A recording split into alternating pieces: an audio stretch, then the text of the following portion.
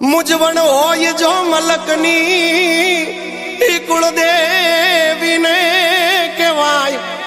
ए आवी माता बैठी होय मढमा ए पछी बीजे जईनो ब्याय आवी माता बैठी होय मढमा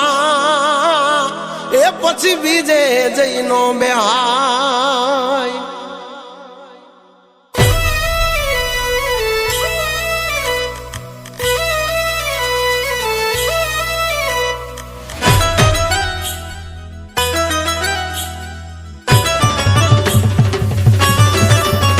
हे जूनू ठेकाणू मारू जागे जगमाय मारा मढमा